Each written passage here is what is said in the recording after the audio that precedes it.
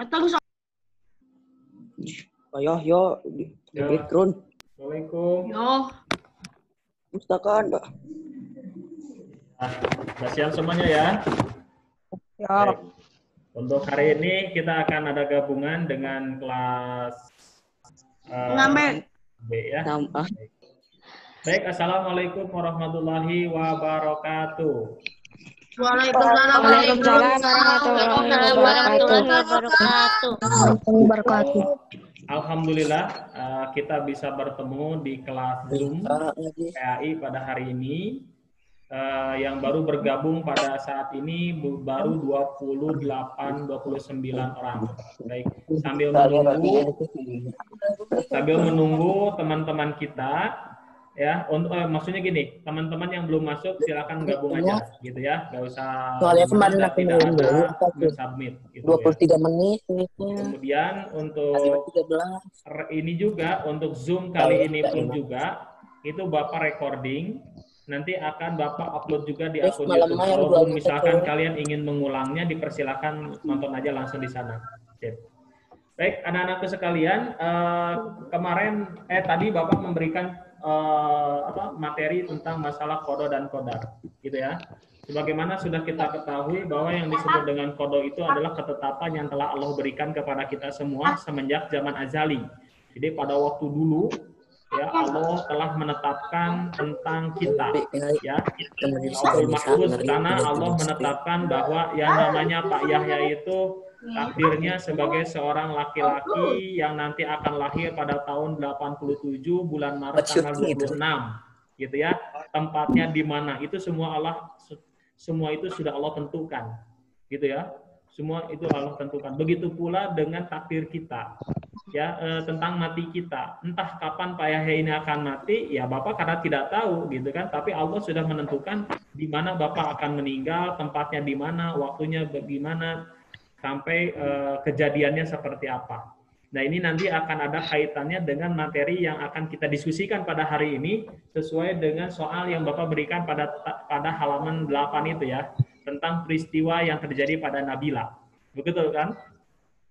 Kemudian yang telah ditetapkan di sana juga oleh Allah itu adalah tentang rezeki dan jodoh kita. Kalian kan tidak tahu ya, rezeki kalian seperti apa dan jodoh kalian dengan siapa. Kan kalian tidak semua tahu. Nah, maka dengan demikian hal itu harus kalian yakini ya. Harus kalian yakini dengan positif. Ya, insya Allah itu akan menjadi amal soleh buat kalian semua. Itu apa sih? Nah, kalau misalkan pada waktu sekarang ada di beberapa negara itu banyak kalangan muda yang frustasi. Kenapa mereka semua frustasi? Dikarenakan mereka tidak meyakini apa yang harus mereka lakukan, gitu kan? Kemudian apa yang harus mereka pikirkan, mereka bingung gitu. Tujuan hidup mereka itu seperti apa? Tidak hanya sekedar hidup sosial, tidak hanya sekedar hidup bekerja, tidak hanya sekedar melamun, tapi ternyata yang namanya hidup itu harus ada arah dan tujuan. Nah, bagi umat Islam, arah dan tujuan itu adanya pada surga. Nah, maka dengan demikian kita semua ya harus menunjukkan sikap perilaku yang mengarah kepada surga. Oke? Jelas ya? Alhamdulillah. Baik, dipersilakan kepada semua anak-anak untuk memunculkan videonya, tidak untuk menutup. Terima kasih. Kemudian sedikit untuk diskusi dulu ya. Nah, ini sedikit penjabaran termasuk penjabaran juga ya. Kemarin Bapak memberikan sebuah contoh tentang Nabila gitu ya. Nabila itu pada suatu hari ketika Nabila sedang mencuci piring gitu ya. Tiba-tiba ibunya yang sedang sakit memanggil Nabila untuk diambilkan obat di lemari. Nabila mendengar panggilan ibunya tersebut. Setelah meletakkan piring dan setelah dicuci, Nabila datang menghampiri ibunya. Karena dianggap terlalu lama, nah ini yang menjadi masalahnya.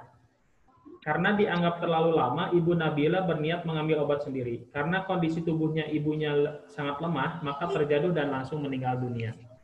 Nah, yang harus kalian diskusikan adalah menurut pendapat kalian, benarkah sikap Nabila? Baik, anak-anakku sekalian, kemarin ada yang menjawab mengatakan sikap Nabila itu, kalau bisa suaranya dikit saja. Baik. Nah, menurut kalian bagaimana? Kemarin ada yang menjawab mengatakan, benar Pak, bahwa Nabila itu sikapnya udah benar. Kenapa? Karena dia langsung menghampiri. Nah, ini harus kalian cermati, ada kalimat karena dianggap terlalu lama. Artinya apa? Ketika ibunya memanggil dan Nabila sedang mengerjakan mencuci piring, itu si cucian piringnya itu diselesaikan dulu. Setelah itu baru memanggil, baru menghampiri ibunya. Nah, kemudian ada juga yang mengatakan tidak Pak. Kenapa? Karena terlalu lama. Bisa juga seperti itu. Namun yang paling baik buat kita sebagai anak yang soleh, ketika dalam kondisi apapun, ketika ibu kita memanggil, langsung hampiri walaupun tangan kita sedang kotor. Langsung hampiri. Gitu ya. Nah, ini yang menjadi pelajaran kita. Jadi dalam kondisi apapun, walaupun tangan kita sedang kotor, ketika dipanggil oleh orang tua, langsung hampiri. Ah, nanti dulu. Nah, itulah yang menjadi tidak solehnya. Tapi kan aku sedang nanggung. Ingat, ibu kita lebih berhak terhadap kita. Paham ya? Ibu kita lebih berhak kepada kita. Nah, jadi ini menjadi satu pelajaran buat kita semua.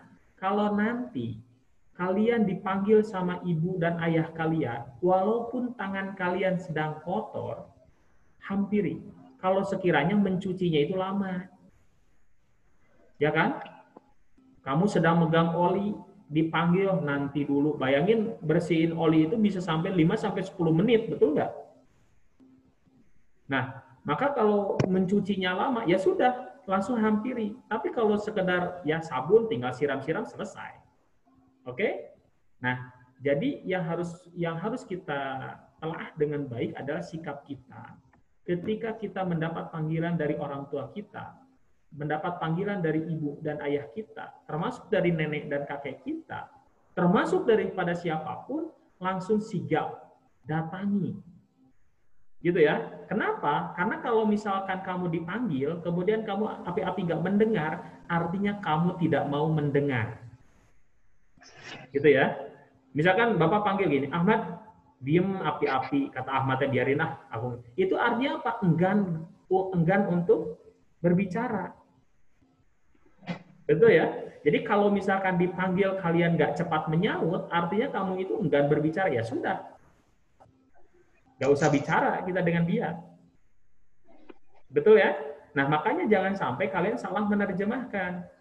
Perilaku kepada teman disamakan dengan perilaku kepada orang tua. Kalau kalian berhadapan dengan orang tua, dipanggil kapanpun dan dimanapun dalam kondisi apapun, maka kalian harus secepatnya menghadap kepada orang tua kalian. Langsung bergegas dengan sigap dan antusias. Ya Bu, ya Pak, gimana? Gitu kan? Ya dengan santun. Gitu kan? Kata Arga tuh, ya Mah, gimana Mah? Gitu kan? Kata Fatia, ya Umi, gimana Umi? Kan gitu. Jangan nyantai. Kenapa? Karena ternyata sikap yang nyantai Tes 1 2 3. artinya kamu sedang mengabaikan dari panggilan tersebut. Nah, peristiwa Nabila ini merupakan peristiwa yang sangat menyedihkan. Kenapa? Karena dari kesantaian dia berakhir dengan berujungnya nyawa orang tuanya. Itu sangat disayangkan sekali. Apakah mungkin ibunya bisa datang lagi ke dunia ini? Tidak kan? Nah, maka di sini menjadi satu pelajaran buat kita. Ketika dipanggil kapanpun oleh ibu kita, oleh ayah kita, gitu kan?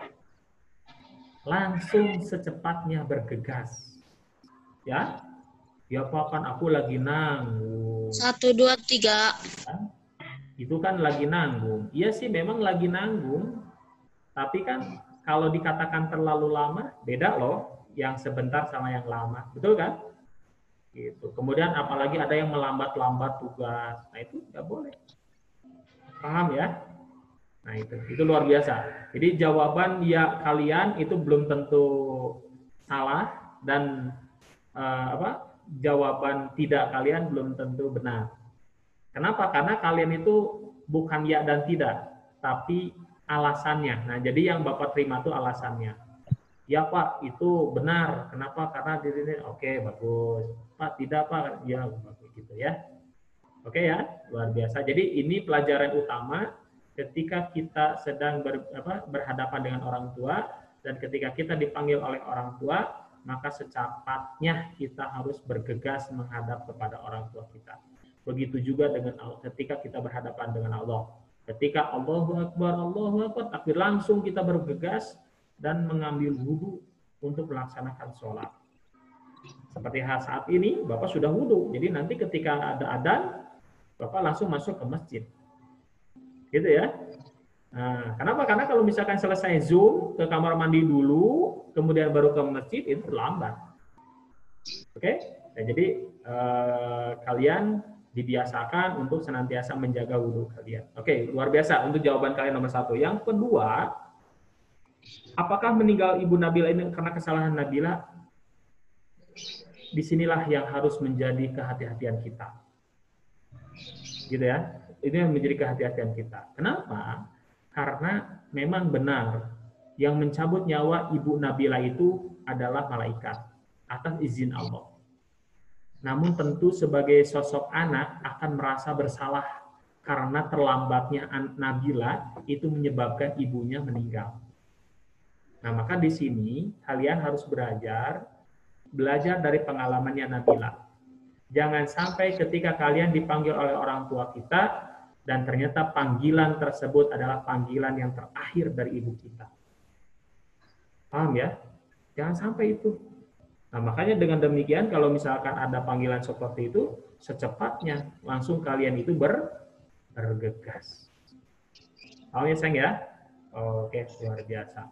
Nah, Pak, untuk masalah takdir ini kan adalah adanya ketentuan dari Allah, betul. Seperti ada orang yang terkena musibah, ada orang yang terbunuh, ya, ada orang yang mati sakit karena COVID atau karena batuk atau karena jerawat, karena bisul, itu semua udah takdir. Betul ya? Ya, contoh kayak gini. Semua orang itu sudah ditetapkan kapan matinya. Kadang yang tidak kita terima adalah proses kematiannya. Paham ya? Nah, seperti halnya ada orang yang terbunuh. Itu sudah menjadi takdir Allah. Bahwa memang orang ini matinya karena terbunuh. Tapi yang menjadi sakit hati kita adalah kenapa meninggalnya harus dalam kondisi terbunuh. Dijaili oleh orang. Kemudian pada hari ini kita sedang rame-rame COVID. Takut kan sama COVID. Padahal semua ketentuan takdir sudah Allah tetapkan. Apakah yakin kita semua mati karena COVID? Kan tidak. Tapi kenapa kita takut? Nah, itulah yang disebut dengan hubbud dunya wa karahiyatul maut. Kita itu lebih takut kepada kematian dan lebih mencintai kepada dunia. Padahal tanpa COVID pun kita semua akan mati. Lantas kenapa kita belajar PJJ? Ya karena kita sedang ikhtiari. Oke, luar biasa. Oke, mohon maaf sebentar yang sedang belajar Zoom dengan Bapak mohon untuk duduk yang tegak, tidak sambil tidur-tiduran dan tidak sambil makan. Oke? Terima kasih. Yang selanjutnya, nah ini Bapak mau meminta saran, pendapat tentang Nabila. Ya, kita diskusi saja, betul kan?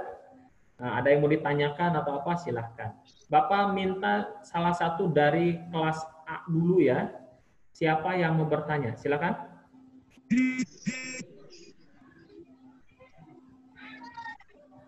Siapa? Depan.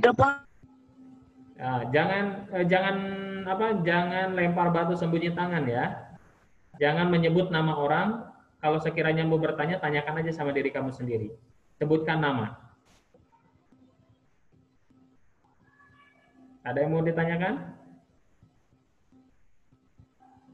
Tidak ya? Harusnya ada. Razena silakan mau menyampaikan pertanyaan.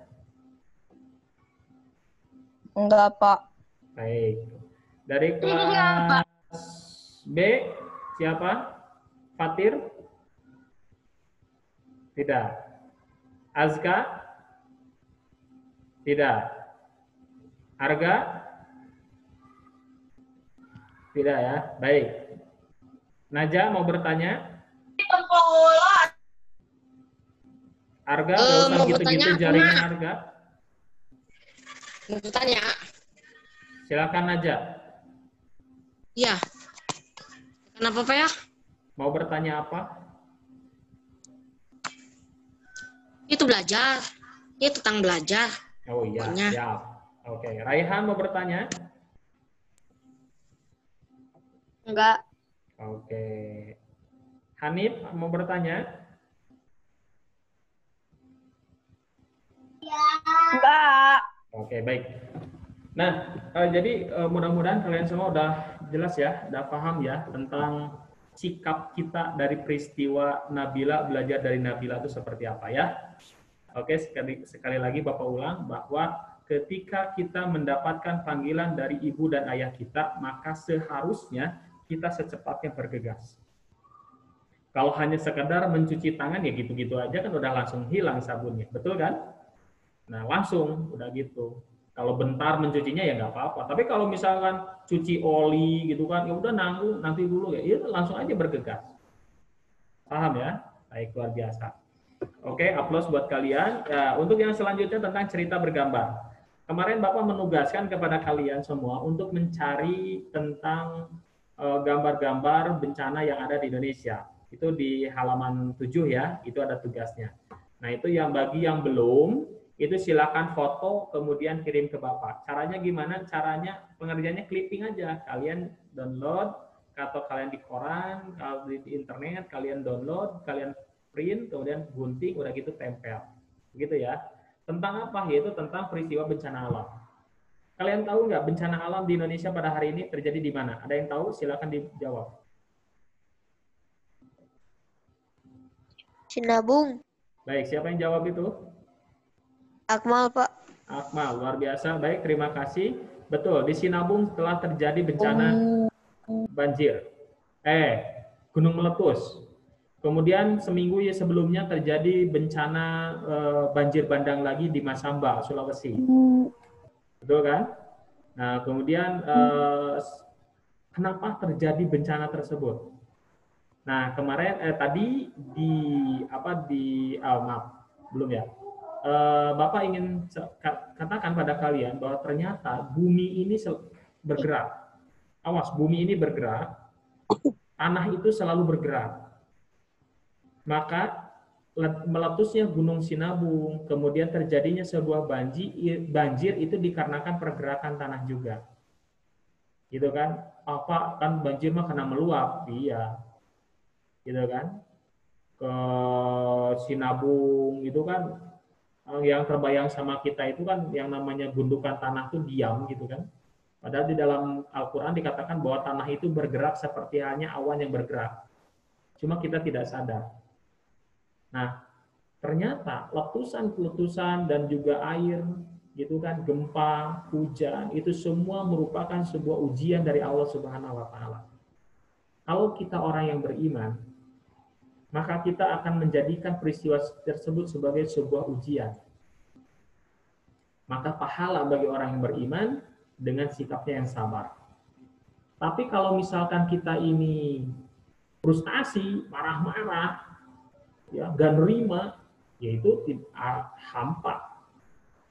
Begitu ya. Nah, maka dengan demikian ketika terjadi sesuatu apapun itu, ya, ketika terjadi sesuatu apapun itu, kalian hadapi dengan penuh kesabaran. Yang disebut dengan sabar itu apa? Bukan diam, tapi ikhtiar.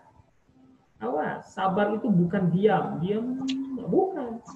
Tapi termasuk ikhtiar. Kalian berusaha. Usaha membangun diri, usaha menyelamatkan diri. Itu sabar.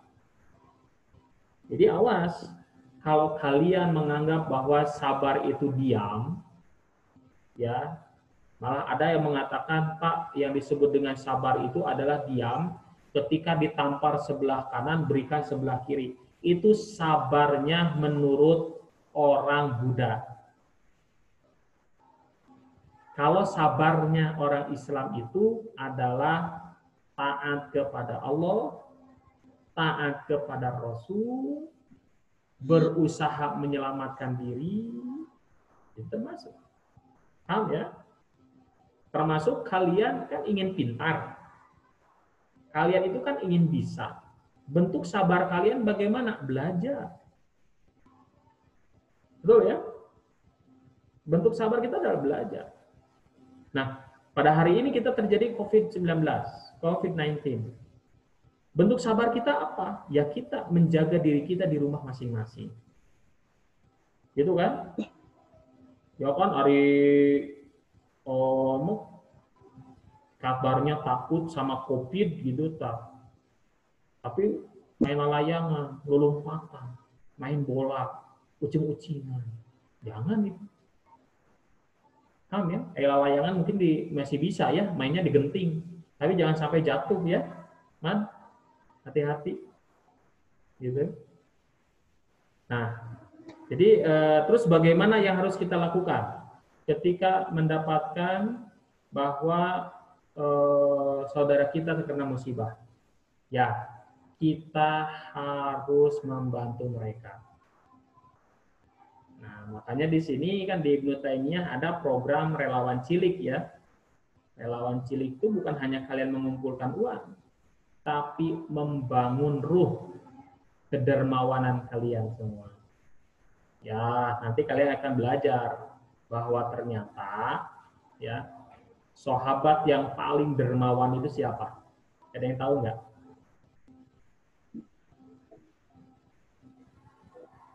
Silakan jawab. Abu Bakar As-Siddiq.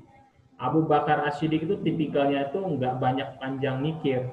Langsung, oh ini harus dia bantu dan mendapatkan ganjaran dari Allah. Langsung dia berikan. Walaupun seluruh hartanya dia serahkan kepada Islam. Gitu kan? Nah, anak-anakku sekalian, nah, ketika kita mempelajari tentang qada dan qadar, itu bukan hanya sekedar mengetahui, oh ini takdir dari Allah, bukan. Tapi kalian harus betul-betul menyadari bahwa mana ketentuan Allah dan mana pula ketentuan yang bisa kita usahakan. Arga bisa diam, Arga? Jangan bergerak-gerak. Gak akan fokus belajarnya kalau seperti itu, Arga. Baik, mana ketentuan dari Allah dan mana ketentuan yang bisa kita usahakan. Nah, maka dengan demikian kita harus tahu betul mana takdir Allah. Gitu ya. Salah satu contoh gini contoh. Kamu tahu para banci, kenapa dia menjadi banci? Bukan karena ingin, tapi jawabannya itu adalah saya merasa Tuhan menciptakan saya menjadi perempuan. Gitu rasa, gitu. Tapi sebenarnya dia itu laki-laki. Itu mah pemikiran yang keliru. Itu pemikiran yang keliru. Nah, maka dengan demikian kalian sadari bahwa ketika kita ingin menjadi perempuan, tapi ternyata Allah takdirkan menjadi laki-laki, ya sudah laki-laki saja. Arga bisa duduk, jangan tiduran. Gitu ya. Nah, makanya nggak boleh, haram hukumnya merubah kelamin. Itu kan? Iya, itu nggak boleh. Kenapa? Karena Allah tidak akan mentakdirkan kita kalau tidak ada yang nilai positifnya. Begitu ya, sayang ya? Baik, luar biasa. Nah, anak-anakku sekalian, di sini kembali lagi tentang masalah bencana.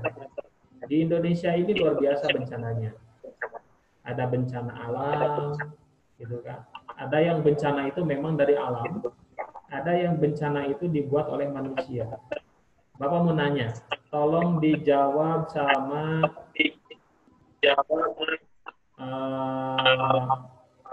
Hanif. Hanif, tolong jawab. Bencana yang dibuat oleh manusia itu seperti apa? Bakaran. Bakar-bakaran, akhirnya jadi bakar hutan ya? Gitu. Oke, ada yang lain? Longsor. Batu. Coba dijawab sama Cheryl. Sheryl, silakan videonya diaktifkan. Semuanya. Sheryl, bencana yang diakibatkan oleh tangan manusia itu apa? Contohnya.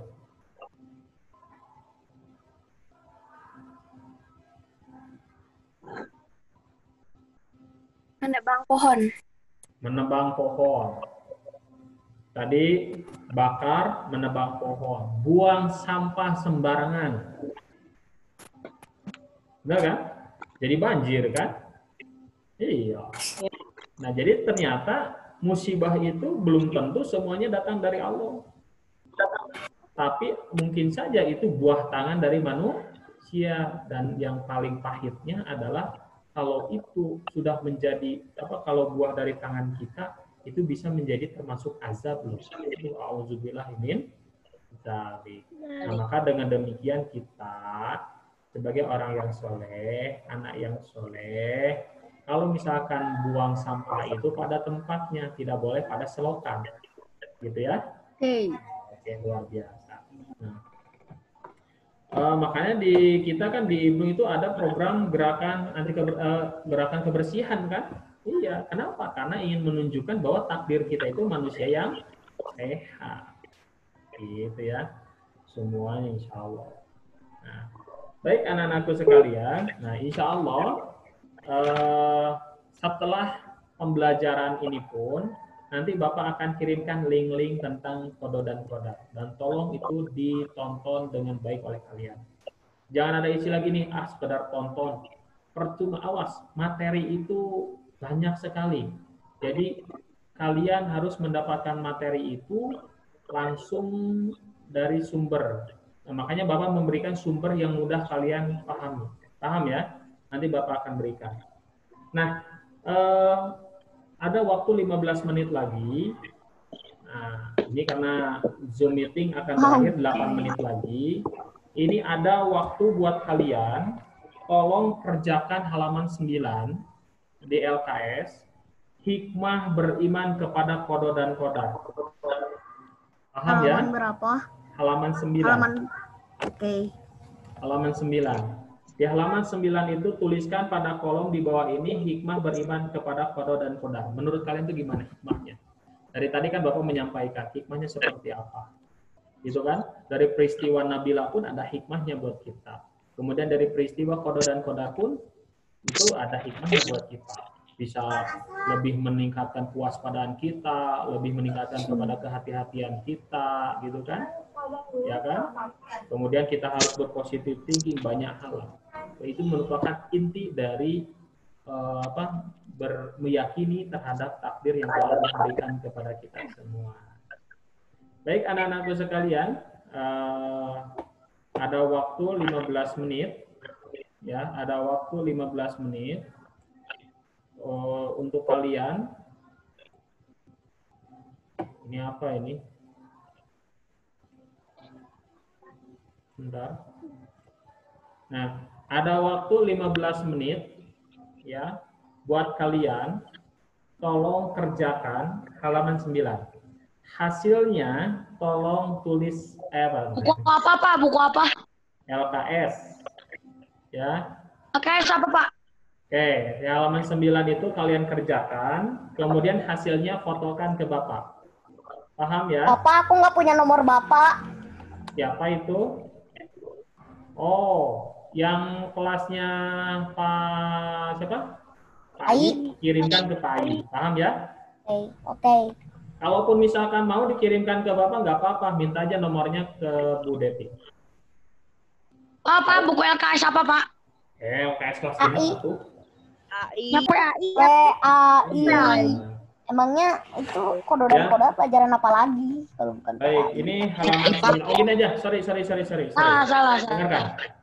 Untuk halaman 9 itu kalian kerjakan, hasilnya foto ke Bapak. Ya. Kemudian untuk kelas B kirim ke Pak Ai, untuk kelas A kirim ke Bapak. Paham ya? Jelas ya? Ya udah. 15 menit masih ada, silakan untuk mengerjakan. Untuk pembelajaran hari ini cukup sekian. Insya Allah besok kita bertemu kembali. Siap ya? Nah, Sebelum itu Bapak ingatkan kepada kalian, bentar lagi kan mau sholat zuhur. Ya, bentar lagi mau sholat zuhur. Jadi tolong kalian semua untuk menyiapkan diri. Dan nanti voice note laporan setelah sholat zuhur dan juga doa pulang. Paham ya? Paham semua? Paham. Baik, terima kasih sebelumnya. Silakan untuk mengerjakan tugas. Sampai jumpa nanti jam 12.30 dengan laporan voice note-nya. Yo, assalamualaikum warahmatullahi wabarakatuh. Silakan mengerjakan tugas. Waalaikumsalam. Waalaikumsalam warahmatullahi wabarakatuh.